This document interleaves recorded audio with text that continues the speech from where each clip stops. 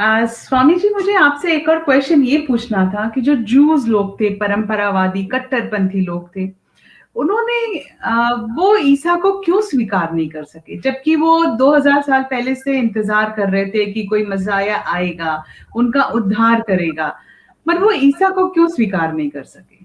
चलिए, मैं चाहूंगा इस प्रश्न का जवाब माँ दे दे, तब तक मैं पानी पी लूं। लगता आपका गला ठीक है। तो आपने जो प्रश्न पूछा उसमें उत्तर छुपा हुआ है। आप कह रहे हैं कि यहूदी और परंपरावादी और कट्टरपंथी, तो जो परंपरावादी है और कट्टरपंथी है वो अपने ढंग से इंतज़ार कर रहा है मसीहा इस तरह से आएगा। वो पुराना उसका एक खाका है माइंड में, दिमाग में उसने एक छवि बना के रखी है कि इस रूप में वो व्यक्ति आएगा। लेकिन जब भी बुद्ध पुरुष प्रकट होते तो पुराने रूप में कभी प्रकट नहीं होते। वो तो अपना ढंग लेकर आते हैं, यूनिक होते हैं। तो कैसे वो स्वीकार कर सकते थे? अचानक कोई आदमी उनके बीच में आता है, यहूदियों के बीच में, और कहता है कि मैं यहाँ पर हूँ। वे तो शॉक हो गए, क्योंकि उनकी तो वो तो इंतजार कर रहे थे। और याद रखना, इंतजार करने की भी एक बीमारी हो जाती है और लोगों को बीमारी से भी प्रेम हो जाता है। उनके अपने वेस्टेड इंटरेस्ट होते हैं उस बीमारी में। तो वो तो अपने मेरे को इस बात पे एक बात याद आ गई कि एक बहुत ही सुंदर कविता लिखने वाला एक कवि है जो कि अपनी प्रेयसी को बहुत सुंदर सुंदर कविताएं लिखता है, लेकिन बहुत साल हो गए, कभी मिलना हुआ नहीं। विरह में लिख रहा है, रो रहा है, तड़प रहा है, लिखता जा रहा है, रात दिन लिखता है। कभी तो उसकी प्रेयसी आ जाएगी। इतने इतने खत लिख रहा, तरह तरह से अपने पूरे प्राण उड़ेल रहा है। एक दिन उसके कंधे पर हाथ आता है और वो कहता है कि किसका हाथ है, हटाओ इसको, मुझे डिस्टर्ब मत करो, मैं अभी बहुत ही लीन हूँ अपनी प्रेयसी के साथ में, उसकी कल्पना में, उसको खत लिखने में। और बाद में आवाज आती है कि तुम पागल हो, मैं ही तो हूँ जिसको तुम खत लिख रहे हो। बोले वो कैसे हो सकती है, वो तो हो ही नहीं सकता, ये तो संभव ही नहीं, इतने सालों से मैं पत्र लिख रहा हूँ। तो ऐसे ही परमात्मा दस्तक दे दे और हम जो है हम प्रार्थना ही करते रह जाएंगे कि आओ और आओ और आओ, क्योंकि हम इतने मूर्छित हैं कि प्रार्थना भी हमारी मूर्छा का हिस्सा हो जाती है, इंतजार भी हमारी मूर्छा का हिस्सा हो जाता है। उसके लिए जागरूकता चाहिए, उसके लिए संवेदनशीलता चाहिए, उसके लिए विवेक चाहिए, नए को स्वीकार करने की का एक हृदय चाहिए, तभी हम स्वीकार कर सकते हैं। हम कहते जरूर हैं कि भगवान कृष्ण ने कहा है कि जब जब धर्म की हानि होगी तो मैं आऊँगा, लेकिन आज कृष्ण आ जाए तो कौन हिंदू स्वीकार करेगा? मुश्किल है। और दूसरी बात यह कि जो निकट वाले होते हैं ना, वो तो बिल्कुल भी स्वीकार नहीं कर सकते। यहूदी स्वीकार नहीं कर सकते थे कि जीसस आए और मसीहा के रूप में, उनको स्वीकार करना बहुत मुश्किल था, क्योंकि जो पास वाले लोग होते हैं उनसे कंपटीशन और ईर्ष्या होती है। वो जो कहते हैं कि जैन मेरे जितने खिलाफ रहे उतने तो कोई भी नहीं रहे, हिंदू उससे थोड़े कम रहे और क्रिश्चियन तो और उससे कम रहे। मतलब जितने दूर के लोग हैं वो उनको लेना देना नहीं होता, लेकिन पास के लोगों में ईर्ष्या और शक और संदेह बहुत ज़्यादा मात्रा में होती है। वो उनके अहंकार को ज़्यादा ठेस लगती है, वे नहीं स्वीकार कर सकते। और तीसरी बात यह है कि धर्म को हमेशा परिवर्तित होना चाहिए, यानी जो एक्सप्रेशन का तरीका, धर्म तो एक ही है, शाश्वत है, लेकिन वो जो एक्सप्रेशन का तरीका है वो तो परिवर्तित होना चाहिए और होता है। जब भी बुद्ध पुरुष आएगा, जागा हुआ व्यक्ति आएगा, वो अपने ढंग से, समसामयिक ढंग से, कंटेम्प्रेरी ढंग से, जो ज़रूरत है, जो भाषा है, वैसा एक्सप्रेशन देगा। तो जब ईसा आए तो ईसा कहने लगे कि परमात्मा प्रेम है, क्षमाशील है, करुणावान है। तो अब ये जो यहूदी लोग थे, इनका परमात्मा तो बहुत ही क्रूर था, वो तो बहुत ही कठोर दंड देने वाला था। तो उनको ये बात शास्त्र विरोधी लगी, वो तो स्वीकार ही नहीं कर पाए इस बात को और बौखला गए वे सब। और सबको परिणाम पता है कि क्या क्या हुआ फिर। ठीक स्वामी जी, मेरा अगला सवाल आपसे है। ईसा का यह दावा है कि मैं भगवान की संतान हूं और पिता एवं पुत्र एक ही है, क्या ओशो इससे सहमत है? बिल्कुल सहमत हैं अगर हम काव्यात्मक तरीके से लें।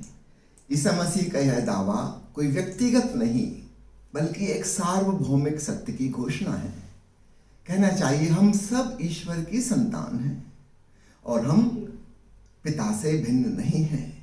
इसी बात को अगर उपनिषद के ऋषि कहेंगे, वे कहेंगे अहम ब्रह्मास्मि, ब्रह्म से ही सब कुछ निर्मित हुआ, तो वह ब्रह्म से भिन्न कैसे होगा?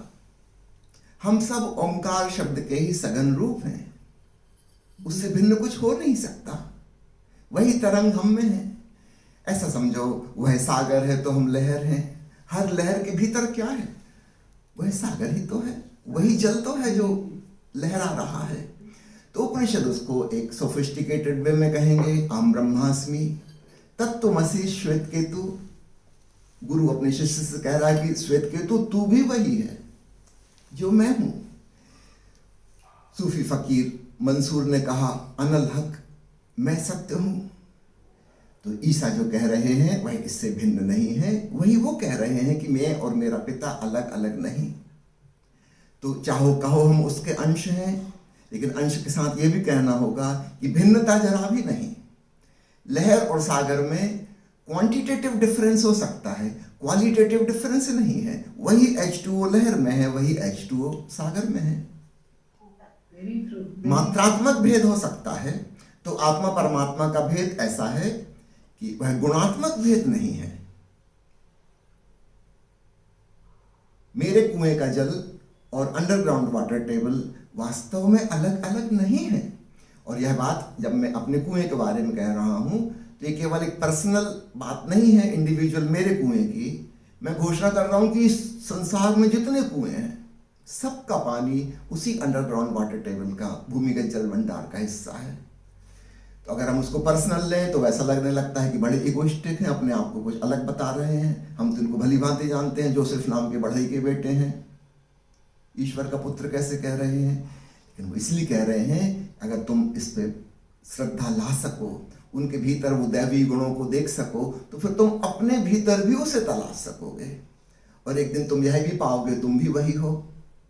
जैसा ईसा मसीह के अंदर घटित हुआ है, जैसा बुद्ध महावीर के भीतर घटित हुआ है, नानक और कबीर के भीतर घटित हुआ है, हमारे भीतर भी हो सकता है। इसको कोई तुलनात्मक वक्तव्य नहीं समझना।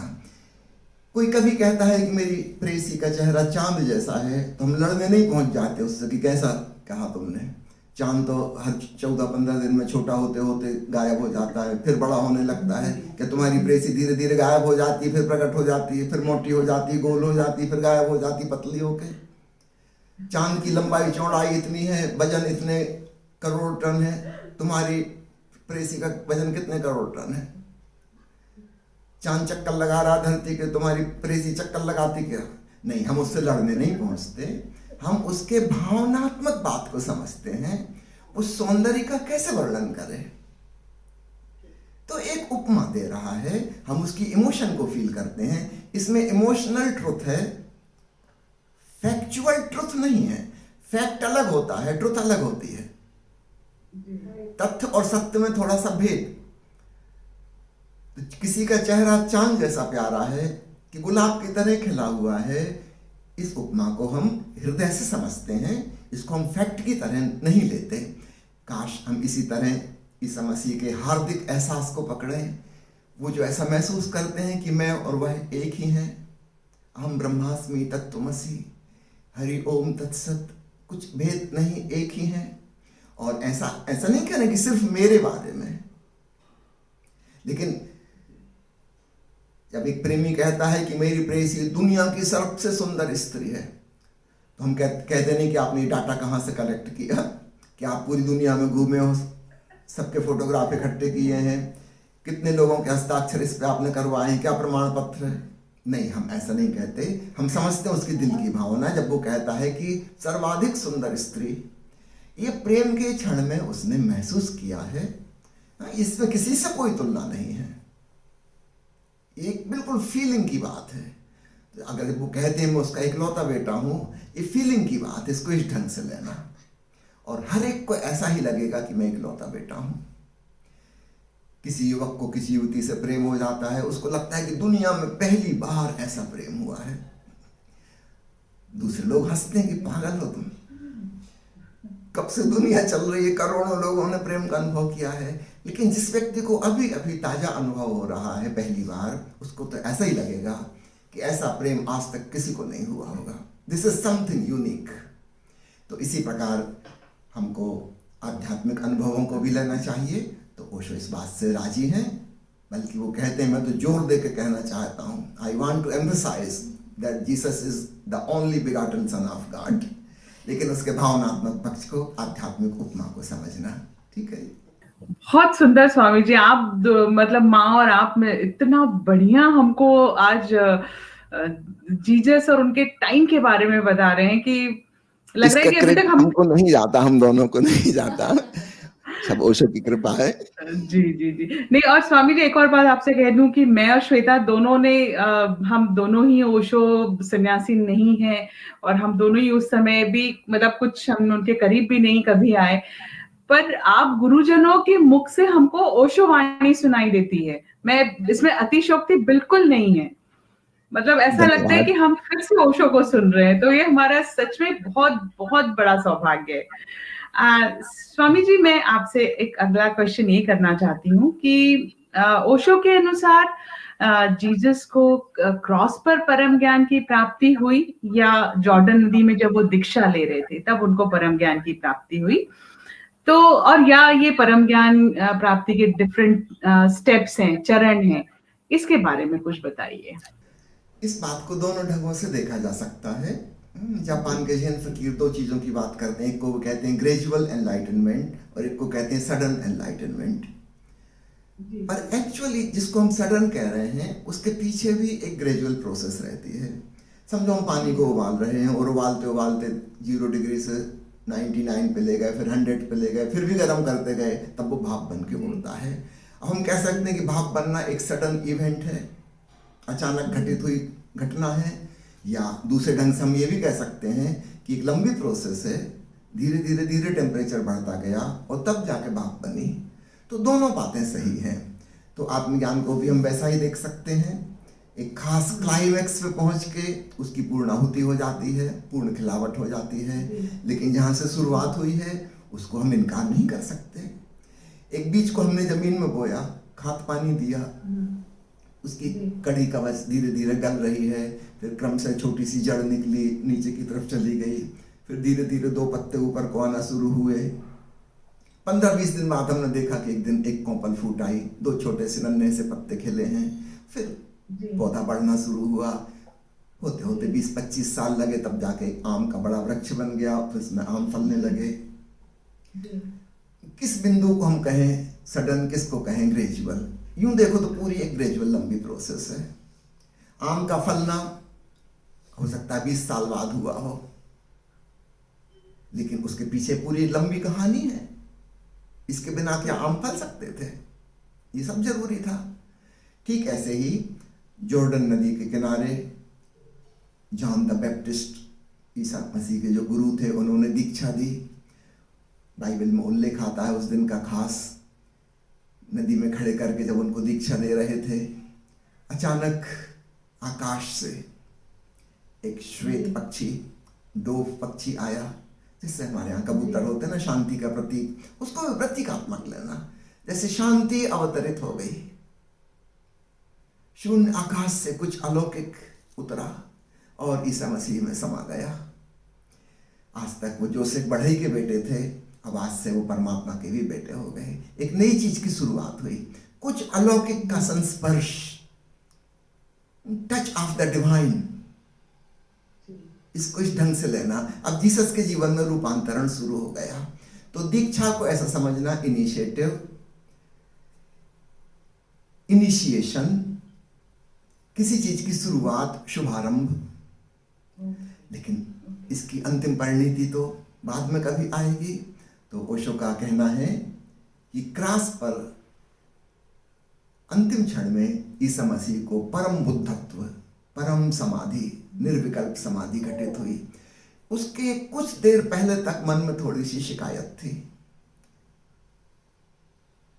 मुंह से एक बार निकल गया कि हे परमात्मा, ये क्या दृश्य दिखा रहा है, कितना अपमानजनक। आजू बाजू में 2 और अपराधी हैं, उनको भी सजा दी जा रही है। 3 लोगों को एक साथ सूली दी जा रही थी। लाखों लोगों की भीड़ खड़ी है, गालियां दे रहे हैं, अपमानजनक शब्द कह रहे हैं, पत्थर फेंक रहे हैं।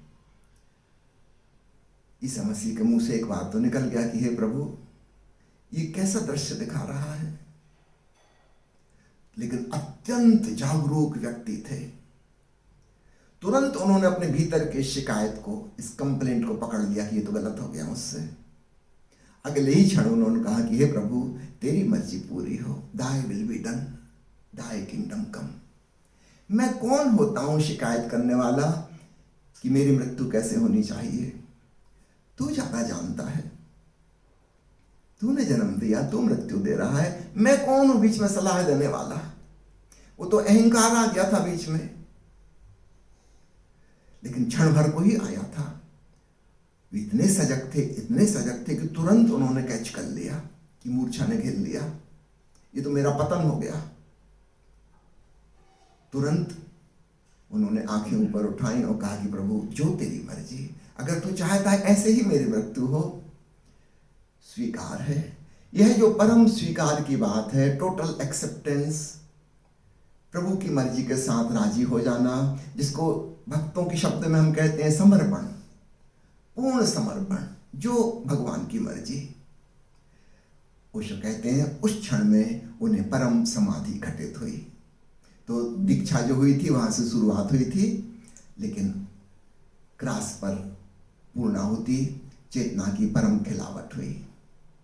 माँ, मेरा अगला सवाल आपसे है। माँ, ईसा ने कहा है कि जिसे मेरा अनुगमन करना है उसे अपनी सूली खुद ढोनी पड़ेगी। You have to be your own cross bearer. जीवन को बचाने वाले खो देंगे और खोने वाले परम जीवन को पालेंगे। ऐसे आदमी की क्या कीमत है जिसने दुनिया जीत ली और स्वयं से हार गया? आप इस बारे में ओशो की क्या दृष्टि थी, ये बता सकते हैं? ओशो ने गोरखवाणी में बोलते समय इस पर प्रवचन दिया है। गोरख साहब का ये वचन है, मरो है जोगी मरो, मरो मरण है मीठा, तिस मरनी मरो जिस मरनी मर, गोरख दीठा। और ओशो की स्वयं की एक पुस्तक है जिसका नाम है मैं मृत्यु सिखाता हूँ। हाँ जी, है ना? तो जब जीसस कहते हैं कि अपनी सूली हमें खुद ढोनी पड़ेगी, इसका मतलब यह है कि कैसे द आर्ट ऑफ डाइंग, कैसे हम मरने की कला सीख लें। मिर्दात का एक वचन है कि जीने के लिए मरो। सामान्य आदमी क्या है कि मरने के लिए जीता है, लेकिन वो कह रहे हैं कि जीने के लिए मरो। कैसे मरो? मर के तो कैसे जियोगे? अहंकार की मृत्यु कैसे हो जाए, कैसे हम जीते जी जान ले कि मरना क्या होता है, मृत्यु में क्या होता है। तो वो कला हम सीख लें जीते जी, जिसको कि हम ध्यान कहते हैं। संत कहते हैं उनका एक साधना है कि जीवित मरिए भवजल तरिए, जीते जी मर जाओ तो भवसागर पार हो जाओगे। तो कैसे जीते जी मरो? तो उनकी एक टेक्निक है कि कैसे सारे अंगों से सिकोड़ कर सारी चेतना को एक बिंदु पर एकत्रित कर लो।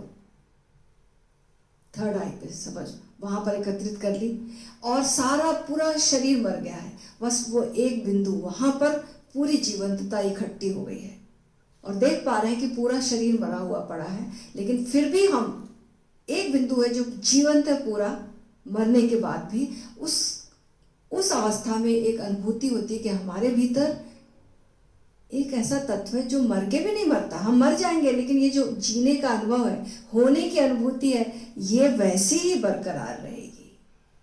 तो ये तभी हो सकता है जब हम मरने के लिए, जीते जी मरने के लिए तैयार हो जाएं। मरना यानी अपने अहंकार की मृत्यु।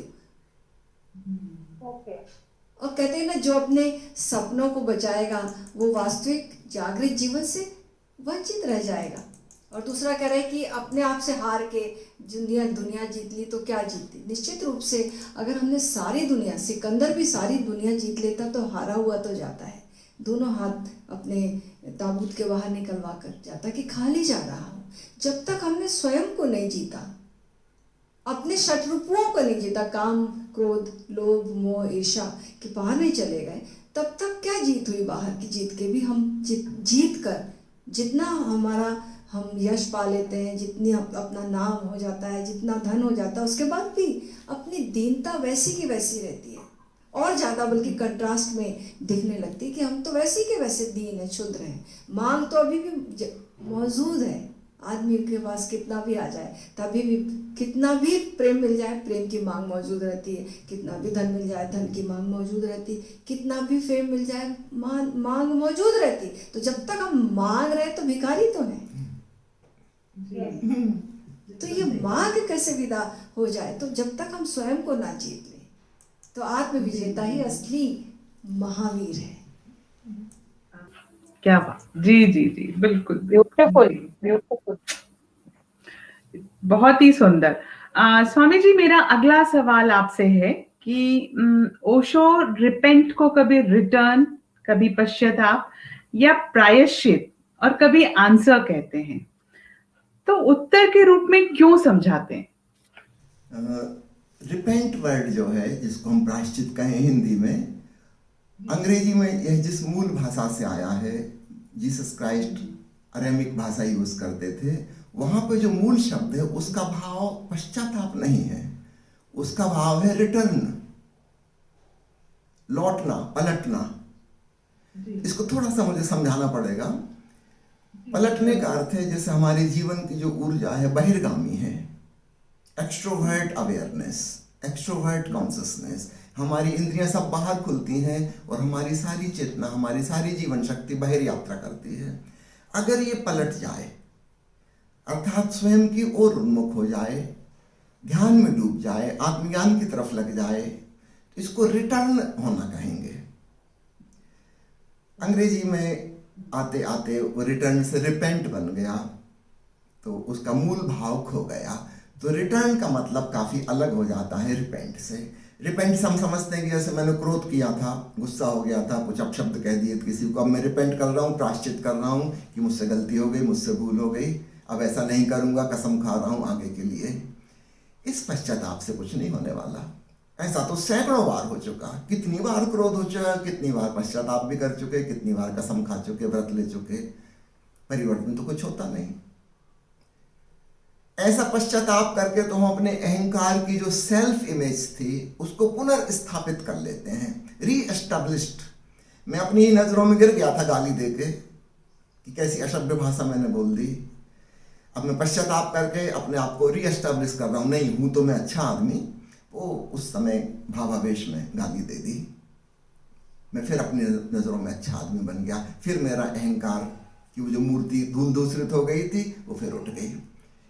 इसी अहंकार से क्रोध जन्मा था, उस अहंकार को मैंने फिर से एस्टैब्लिश कर लिया, फिर क्रोध जन्मेगा। तो प्रायश्चित से तो कोई काम होने वाला नहीं, आज तक किसी का नहीं हुआ। रिटर्न का मतलब है कि सवाल ये नहीं है कि मुझसे एक वचन या एक कर्म की भूल चूक हुई, मैं ही गलत हूं, there is something wrong in मी।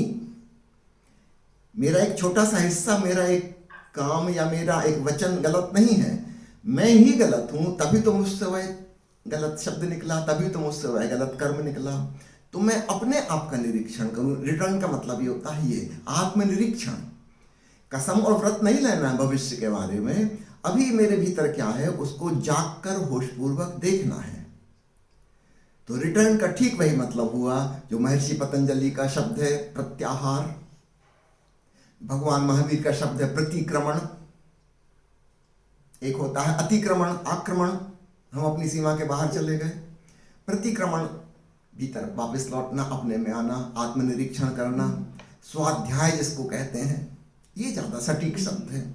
तो मूल शब्द जो था अरेमिक भाषा में उसका मतलब था प्रतिक्रमण, प्रत्याहार, स्वाध्याय, अपनी तरफ नजर। जब हम अपनी तरफ नजर लाएंगे तो निश्चित रूप से वो जो सेल्फ अनअवेयरनेस थी, आत्ममूर्छा थी, वही टूट जाएगी। हम स्वयं के प्रति जागृत हो जाएंगे, स्वबोध से भर जाएंगे, सेल्फ अवेयरनेस से भर जाएंगे, और इस सेल्फ अवेयरनेस में फिर कोई भूल चूक नहीं हो सकती। यदि मैं परिपूर्ण होशो हवास में हूं तो गाली कैसे निकलेगी? नहीं निकल सकती। भूल चूक वाला कर्म नहीं हो सकता, है ना? और अगर मैं बेहोश हूं, एक शराबी आदमी कितना ही व्रत ले ले कि मैं डगमगाऊंगा नहीं, आज रात को रास्ता नहीं भटकूंगा, सीधे अपने घर पहुंचूंगा, उसके व्रत लेने से क्या होता है? उसके खून में शराब बह रही है, वो तो रास्ता भटकेगा, वो तो डगमगाएगा, वो तो गिरेगा, वो टकराएगा। कसम लेने से क्या होता है? असली बात है बेहोशी टूटनी चाहिए। तो ओशो जब कहते हैं रिटर्न, स्वयं के प्रति होश से भरो, वापस लौट आओ अपनी जीवन ऊर्जा को, बजाय दूसरे के अपनी तरफ लाओ। जिसने क्रोध दिलाया है हम उस पर एकाग्र हो जाते हैं। ईसा मसीह कह रहे हैं उसको भूलो, तुम अपने भीतर झांको, तुम्हें भीतर क्या हो रहा है। वो आग की लपटें उठ रही हैं गुस्से की, तुम उनका निरीक्षण करो और तब रूपांतरण घटित हो जाएगा।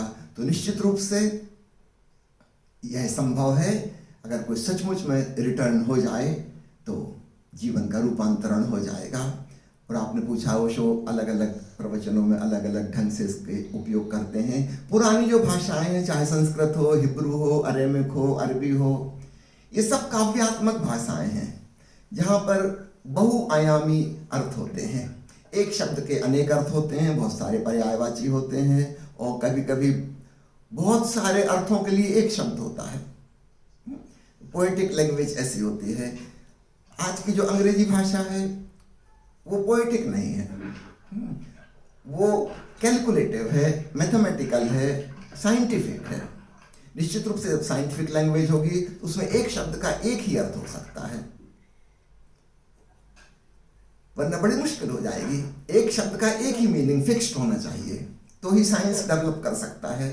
और कविता के लिए तो बहुअर्थी भाषा चाहिए। तो पुरानी जो भाषाएं हैं उनके भिन्न भिन्न अर्थ हो जाते हैं। किस सेंटेंस में वह वाक्य में प्रयोग आया है उस पर निर्भर करता है। कहीं उसका भाव रिपेंट है, कहीं उसका भाव रिटर्न है, और कहीं उसका भाव आंसर है। और आंसर भी ओशो अलग ढंग से लेते हैं। हम सामान्यतः जिस प्रकार का लेते हैं प्रश्न उत्तर, क्वेश्चन आंसर, वैसा वाला आंसर नहीं। आंसर का मतलब है जहां पर समाधान हो जाए, तो वह तो समाधि की अवस्था हुई। अब चूंकि अंग्रेजी में ऐसा कोई शब्द ही नहीं है तो आंसर वर्ड हम यूज कर सकते हैं, but it is very poor, it can not express the meaning of समाधि, जहां सब समाधान हो गया, सब निष्प्रश्न हो गया। तो एक है किसी प्रश्न का उत्तर मिलना, और एक अवस्था ऐसी है चेतना की जहां निष्प्रश्न हो गए। ऐसा नहीं कि कोई उत्तर मिला है, प्रश्न ही गायब हो गए, देयर इज नो क्वेश्चन। तो ये बड़ी भिन्न अवस्था है, लेकिन उसे अभिव्यक्त करने के लिए अंग्रेजी में कोई प्रॉपर टर्म नहीं है। तो इसलिए ओशो कहीं कहीं आंसर की तरह उपयोग करते हैं, कहीं रिपेंट की तरह, कहीं रिटर्न की तरह।